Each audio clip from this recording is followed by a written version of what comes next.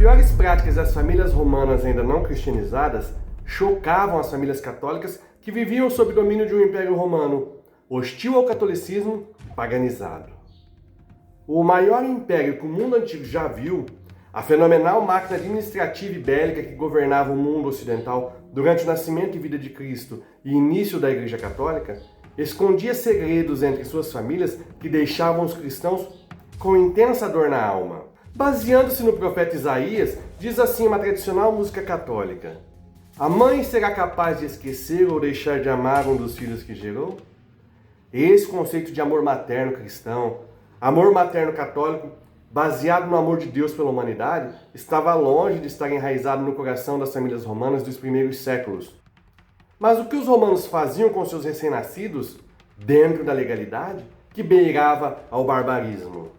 Que costume era esse, enraizado na sociedade, que fará com que os católicos deste período tomem rígidas posições para defenderem as suas famílias?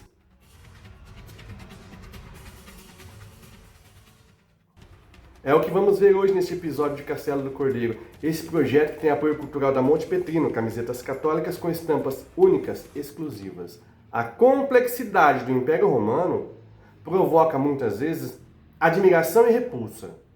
E talvez você vai tomar um choque com o que eu vou te mostrar. Roma pode ser admirável, a depender do ângulo de visão. E a visão que trazemos neste projeto é a visão católica da história, que em muitos casos vai contrastar com a guerra cultural que estamos vivendo, onde a história é uma arma ideológica nas mãos de alguns braços da cultura pop, nas mãos de Hollywood, da grande mídia e de alguns professores mal formados. E compreender os desafios que as famílias católicas que viviam sob o jugo do Império Romano enfrentavam, nos ajuda a enfrentar e a compreender os desafios do nosso mundo atual, também hostil ao cristianismo e em vias de paganização. E como o mundo romano tratava seus filhos? Como as famílias romanas, que ainda não conheciam Jesus Cristo, tratavam os recém-nascidos? Muito diferente dos cristãos. Se os católicos, ontem e hoje, criam seus filhos para serem santos, seguindo o caminho de Deus, os romanos criavam seus filhos para o império. Criavam seus filhos para serem cidadãos. Este era o objetivo.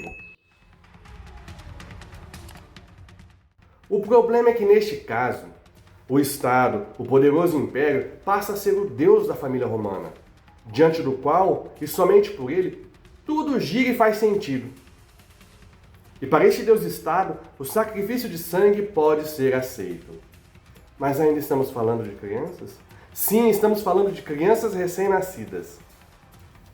Conhecemos histórias de reis que massacraram inocentes, como o caso de Herodes o Grande e seu famoso massacre que tentou atingir o menino Jesus, recém-nascido. Mas, e quando esse tipo de massacre acontecia pelas mãos dos próprios pais, da própria mãe, sob a tutela do costume e da lei?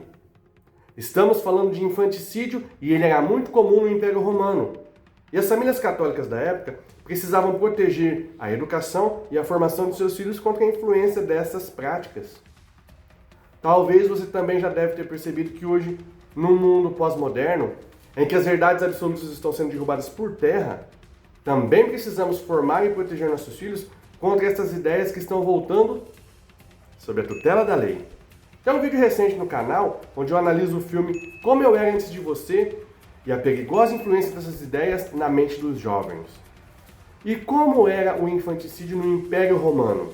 Os filhos dos romanos não nasciam, por assim dizer. Na verdade, eles eram ou não recebidos pela sociedade. Esta é a verdade. E a decisão se a criança, após o parto, continuava com vida ou não, era do chefe de família. O aborto, o enjeitamento de criança e o infanticídio eram práticas comuns e legais, toleradas pelos costumes. Os judeus, os egípcios, os germanos, não enjeitavam crianças e criavam todas, mas os romanos e os gregos também rejeitavam sem piedade, em especial as meninas. Os romanos enjeitavam ou afogavam as crianças mal formadas, no sentido de que não serviriam para ser bons cidadãos. Esse destino era dado para a criança cuja mãe não sabia ou não queria divulgar quem era o pai, por exemplo. O chefe de família, no caso, avô da criança, traçava seu destino para supostamente proteger e preservar a honra da família. Muitos cidadãos pobres rejeitavam ou abandonavam os filhos, com a justificativa de não poderem alimentá-lo ou educá-los. Esta prática era bastante comum em muitas sociedades, não só entre os romanos. Com certeza você se lembra do conto João e Maria, dos irmãos Grimm, onde o pai e a madrasta, supostamente por causa da pobreza, levam os filhos até a floresta e os abandonam à própria sorte, sem pestanejar. Deixa eu me perguntar, você acha que esse tipo de prática desumana desapareceu por completo da sociedade? Acha que ela pode voltar ou está voltando de alguma forma? Compartilhe sua opinião aqui nos comentários. E as famílias cristãs da época? Quais desafios elas enfrentavam no mundo pagão? As famílias católicas, assim como eu e você, não viviam isoladas num monastério, nem moravam isoladas no cume de alguma montanha ou em algum bunker de um sítio autossustentável. Não. Assim como eu e você, elas estavam inseridas na sociedade em que viviam. Eram comerciantes, artesãos, soldados, funcionários do império, sapateiros, pescadores, agricultores. Eles conviviam diariamente com pessoas que defendiam essas práticas. Seus filhos católicos frequentavam, muitas vezes, muitos lugares que as outras crianças, filhos dos pagãos. Pequenos parques, campos, brincadeiras de rua. Existiam dois problemas e desafios para essas famílias. Ou serem influenciadas pela cultura dominante, ou serem ridicularizadas por causa de suas crenças e costumes.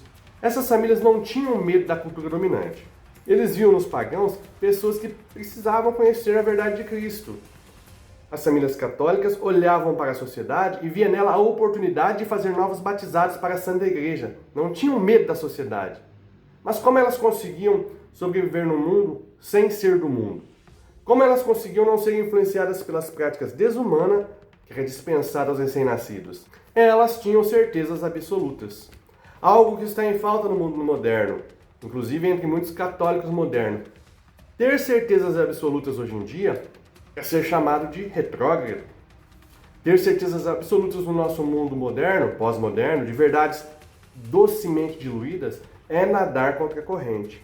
E qual é o problema disso? Nadar contra a corrente foi o que sustentou a fé das famílias católicas dos primeiros séculos, que viviam sob costumes e leis do Império Romano. Foi o testemunho delas que ajudou a espalhar a verdade do cristianismo. Às vezes sem dizer uma palavra. Elas não fugiam da sociedade, mas influenciavam a sociedade pelo exemplo.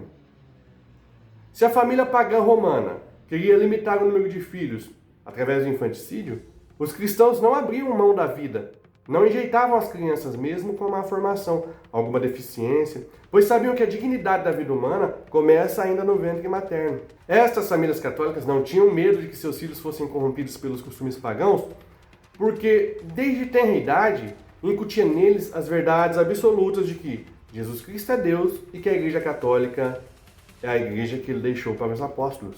Só assim, sustentando verdades absolutas, sem medo de cancelamento ou de rejeição, essas famílias puderam viver a religiosidade no meio do Império Romano, hostil ao cristianismo e hostil à valorização da vida humana, e por fim derrubá-lo culturalmente. Se você também acredita que a história da igreja nos traz preciosas lições que podem ajudar nossas famílias a sustentar a fé e a vencer os desafios do mundo moderno, que está se mostrando cada vez mais hostil ao catolicismo, já se inscreve no canal e ativa o sininho. Toda semana tem vídeo novo. Aproveita para ver agora esse vídeo aqui, onde eu mostro uma descoberta arqueológica que revelou uma verdade que os protestantes não conseguem aceitar sobre São Pedro I Papa.